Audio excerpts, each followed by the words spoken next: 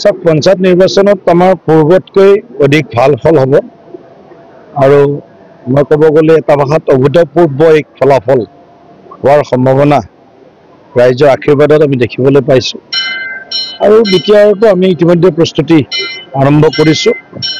প্ৰাৰম্ভিক প্ৰস্তুতি যাক কোৱা হয় আমাৰ ৰাজ্যিকৰ যিখন কৰ্ণধাৰ সমিতি সেইখন ইতিমধ্যে আমাৰ প্ৰস্তুত হৈছে। মুখ্যমন্ত্ৰী ডাঙৰীয়া গভৰ্ণৰ সোণোৱাল ডাঙৰীয়া আমি সকলোৱে মিলি আমাৰ টিম বিটিআৰ গোটেই লগ লাগি আমি এখন 17জনীয়া এখন কমিটি ইতিমধ্যে আমি প্ৰস্তুত কৰিছোঁ আৰু সোনকালে আমি পঞ্চায়ত নিৰ্বাচন শেষ হোৱাৰ লগে লগেই 10 তাৰিখ মানৰ ভিতৰতে বা 11 তাৰিখৰ ভিতৰত 10-12ৰ ভিতৰত আমি আমাৰ বিটিআৰ মিছন বিটিআৰ আমি কাম আৰম্ভ কৰিম।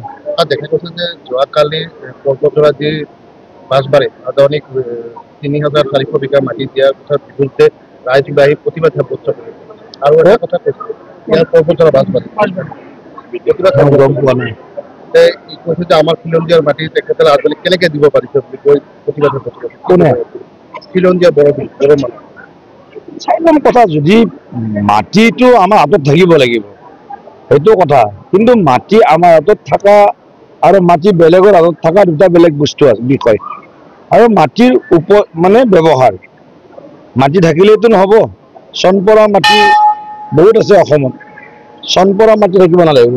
যি মাটিৰে উৎপাদন হ'ব যিটো আমি কওঁ পথাৰো আমাৰ বজাৰো আমাৰ, গতিকে পথাৰো আমাৰ বজাৰো আমাৰ নীতিৰে খিলঞ্জীয়া মানুহৰ হিতৰ বিপৰীতে যোৱা কাম ভাৰতীয় জনতা পাৰ্টীয়ে একো কৰা নাই, একো নকৰে।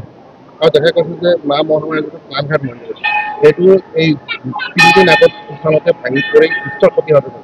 ইয়াৰ আগতে আপোনালোকৰ কেন্দ্ৰীয় মন্ত্ৰী প্ৰতিনিধিত্বৰ দাঙিতে নিৰ্মাণ কৰি দিয়া প্ৰতিশ্ৰুতি দিছিল, কিন্তু আজিলৈকে সেই প্ৰতিশ্ৰুতি পালন নহ'ল। এই ক্ষেত্ৰত মন্দিৰ কমিটিয়ে ক্ষোভ প্ৰকাশ কৰিছে, কি কৰিব? মন্দিৰ কমিটি আলোচনা কৰিম আমি ক্ষোভ প্ৰকাশ কৰিবই স্বাভাৱিকতে যেতিয়া মন্দিৰ ভাঙে ক্ষোভ প্ৰকাশ কৰে, কিন্তু এনেকুৱা নহয় যে মন্দিৰ দেৱাল ৰাতি ভাঙিছে ৰাতিপুৱা বনাই দিব পাৰিব। ইয়াৰ কাৰণে এটা উপযুক্ত সময় লাগিব, তাৰ কাৰণে পৰিকল্পনা লাগিব, কি তাৰ টেকনিকেল মানে ইছ্যু আছে এইবিলাক গোটেই চাব লাগিব। গতিকে ইঞ্জিনিয়াৰ আনি নিশ্চিতভাৱে মা মহামায়া মন্দিৰৰ লগত আমাৰ আস্থা আৰু বিশ্বাস আৰু সনাতন যি সভ্যতা এই সভ্যতাৰ পীঠস্থান, গতিকে পীঠস্থানখনত অনাগত দিনত যি ইয়াৰ আন্তঃগাঁথনিমূলক কাম কাজ কৰিব লগা আছে নিশ্চিতভাৱে আমাৰ চৰকাৰে এইখিনি অতি সোনকালে কৰিব।